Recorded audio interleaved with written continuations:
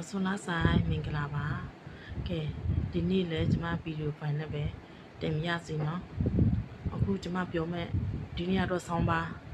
Nene papia chinabono. Jama papia me samba roda capa ginele. The sign. Jamaru Yaman Nangayan Uto Laniga. Capa ginele pathanide. A to the pie. No, good jamado. Me online at Jamado P do regu. No, Nissen yes at Tapian night. No, and now candy. Atiga couldn't pay needed a tema. Iran a party. Tazamo Iran da American. Nay, nine Lucy. No, ma let the pep yowi. Ma let them ho, the yole yowi, no. Tini la maniga and the danger. Juba nanga. The young nagangu. Gina, cool thing, American Pami Dwadi. Dale ayas yatadema. No? Okay, aku adi sama ku papia me di video fane ya lusin a chete mi ya lu no. US Iran a yene tatiya kabasi people la nai ba da la de. No, chama di video file tin bi lu sin chama ye palita di no. အောက်မှာခွန်မင်းရေးလို့ရပါတယ်ဘယ်လိုမျိုးတွေးမြင်ပါသလဲပေါ့နော်ကဘာစစ်ဖြစ်နိုင်သလားနော်ကိုယ့်ရဲ့သုံးသပ်ချက်တွေကိုမမ်းမရေးပေးလို့ရပါတယ်နော်ဖြစ်နိုင်ခြေကတော့အလွန်ကိုနည်းလာပါတယ်ဒီဆောင်းမရှင်ကတော့သူကဘယ်လိုသုံးသပ်ထားလဲဆိုတော့ဖြစ်နိုင်ခြေနည်းလာပါတယ်ဘာဖြစ်လို့လဲဆိုတော့အမေရိကန်ကသူကမပိုင်ရင်ဘယ်တော့မှမလုပ်ဘူးနော်ဖြစ်နိုင်ခြေကတော့အလွန်ကိုနည်းလာပါတယ်ဘာလို့လဲဆိုတော့ US ကမပိုင်ရင်မလုပ်တယ်လို့သူ့လူတွေကိုလည်းအထီးအခိုက်မခံတကြပါဘူးဗီနီဇွဲလားနိုင်ငံလိုမျိုးပဲလှုပ်ချင်ကြတာပါပဲเนาะထိပ်ပိုင်းတွေကိုရုတ်တရက်တိုက်ခိုက်ပစ်လိုက်တာမျိုးဖြစ်ပြီးဒီမိုကရေစီနိုင်ငံကြီးတစ်ခုဖြစ်တာကြောင့်တာမန်ပြည်သူတွေကိုလည်းအထီးခိုက်မခံတကြပြန်ပါဘူးဒီမိုကရေစီနိုင်ငံကပြည်သူတွေကိုတန်ဖိုးထားတယ်အာဏာရှင်နိုင်ငံတွေကသူတို့မိသားစုဆွေမျိုးကလွဲရင်ပြည်သူလူထုသေးသေးကြီးကြီးသူတို့ကဂရုမစိုက်ပါဘူးအဲ့ဒါအာဏာရှင်တွေပါတကယ်သာတိုက်မယ်ဆိုရင်တော့အီရန်တစ်ခုလုံးစစ်စစ်ညံ့ညံ့ကြည်သွားနိုင်ပြီမဲ့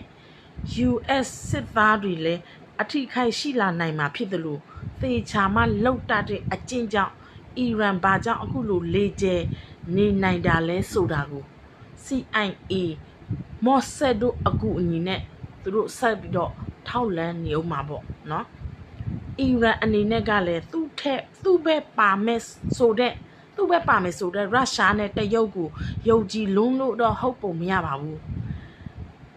ဘာလို့လဲဆိုတော့အာနာရှင်မှန်သမျှသူတို့ဘက်ကအချောင်အချိရဖို့ကလွဲရင်အရင်စိုက်ထုတ်ရဖို့ဘယ်တော့မှမစင်စားတတ်ကြလို့ပဲဖြစ်တယ်အဲ့ဒါအမှန်ပဲ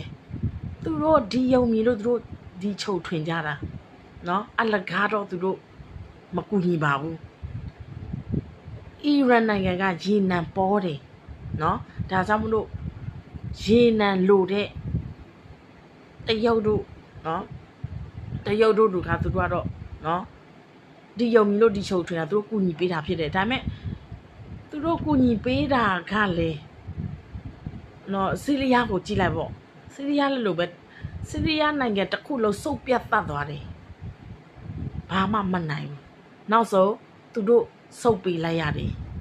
နော်အီရန်အနေနဲ့ကလည်းသူ့ဘက်ပါမယ်ဆိုတော့ရုရှားနဲ့တရုတ်ကိုယုံကြည်လုံးလို့တော့ဟုတ်ပုံမရပါဘူးဘာလို့လဲဆိုတော့အာနာရှင်မှန်သမျှဟာသူတို့ဘက်ကအချောင်အချိရဖို့ကလွယ်ရင်အရင်စိုက်ထုတ်ရမှာကိုဘယ်တော့မှမစင်စားလို့ပဲ US က အီရန်ကိုရုတ်တရက်ဘင်းနိုင်လိုက်မယ်ဆိုရင်တရုတ်တော့အကြီးအကျယ်ဒုက္ခတွေ့ပါပြီဒါကြောင့်လဲစစ်လက်နက်နဲ့လေကြောင်းကာကွယ်ရေးလိုမျိုးပစ္စည်းတွေကိုပို့လိုက်တာပါဒါအပြင်အီရန်ရဲ့လက်ရှိခေါင်းဆောင်တွေသာကြဆုံးသွားခဲ့ရင်အာနာရှင်နိုင်ငံတွေအများကြီးအားပြက်သွားကြရိုက်ပါလိမ့်မယ်နော်အဲ့ဆိုအခုသူတို့ကအဓိကအီရန်ကိုအားထားနေရတာနော်အဲ့ဒီထဲမှာမြန်မာနိုင်ငံလည်းပါဝင်ပါလေနိုင်ငံခြားဝင်ငွေလိုအပ်ချက်ကြီးမားလုံးနဲ့နော်ကြီးမားလုံးနေတာကြောင့် အချောင်အချိရတဲ့အီရန်စီကနေလေရင်စီရနေခဲ့တာဖြစ်ပြီးစိတ်ကြိုက်ဘုံကျဲတိုက်ခိုက်နိုင်နေပြီမဲ့အီရန်စီကပါမရတော့ဘူးဆိုရင်အကြီးအကျယ်အရိုက်ထိသွားနိုင်တယ်မင်းအောင်လိုက်နော်လေချောင်းနဲ့ပတ်စအားကိုကြောင့်သာစစ်ကြောင်းထိုးတာမျိုးတွေလှုပ်ပြနိုင်ခဲ့ကြပြီမဲ့လက်တလောမှာကတော့ဗမော်လဲအခြေအနေမကောင်းသလို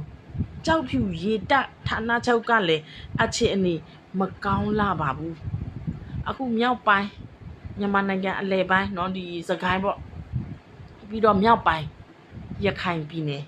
အဲ့ဒီနေရာဒီမှာမအားလာလုံးဝကို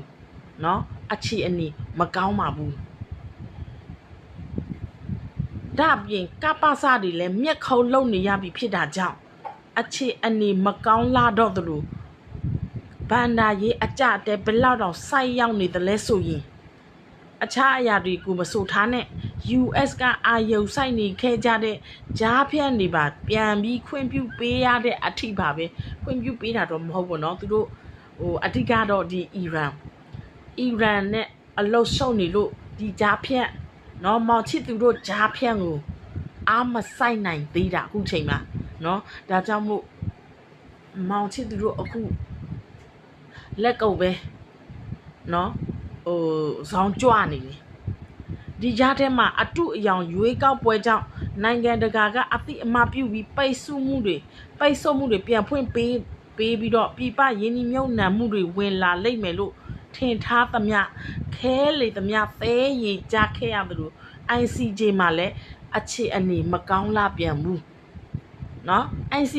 ICJ မှာလည်းအခြေအနေမကောင်းဘူးပြီးတော့သူကတရုတ်ရဲ့စံညွှန်းကိုလှုပ်ပြီးတော့နိုင်ငံတကာကသူကเนาะဒီမိုကရေစီလမ်းကြောင်းအတိုင်းသွားနေတယ်ဒါကြောင့်မို့နိုင်ငံတကာကသူ့ကိုအသိအမှတ်ပြုလိမ့်မလားစီးပွားရေးဖွင့်ပေးမလားဆိုပြီးတော့เนาะသူကညှို့လင့်တာเนาะတွက်ချက်နဲ့နန်းထွက်မကိုက်ဘူးသူတို့ခဲလေသမျှသဲရည်ကြကုန်တယ် ICJ မှာလည်းအခြေအနေမကောင်းဘူးအာဆီယံကလည်းသူတို့ကိုအသိအမှတ်မပြုတ်ဘူးအနောက်နိုင်ငံမပြောနဲ့အာဆီယံတော့မှသူတို့ကိုအသိအမှတ်မပြုတ်ဘူးဆိုတော့เนาะဒီလိုအချိန်မျိုးသာလက်တလောကြားသိထားရတဲ့သတင်းတွေเนาะအန်ယူဂျီတက်မှုကြီးများအစီအဝေးလုပ်ပြီးစီရဲ့အစိမ်မြင့်မယ်ဆိုတာကအမှန်တကယ်ဖြစ်လာခဲ့မယ်ဆိုရင်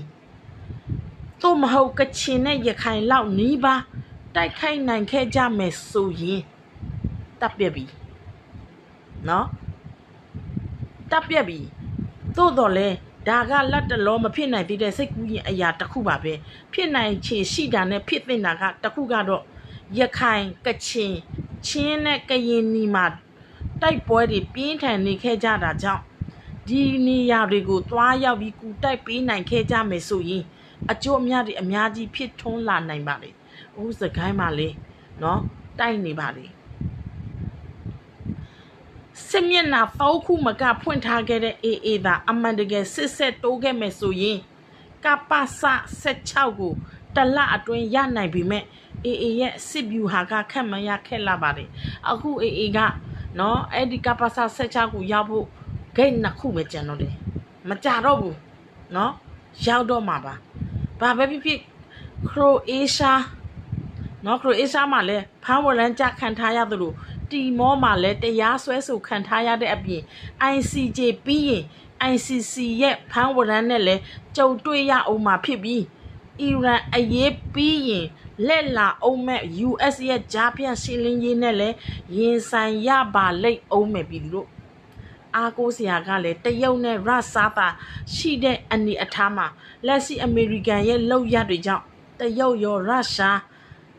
ရောက်နော်ရုရှားရောကျင်းတဲ့ကြက်တဲ့ရောက်သွားခဲ့ကြမယ်ဆိုရင်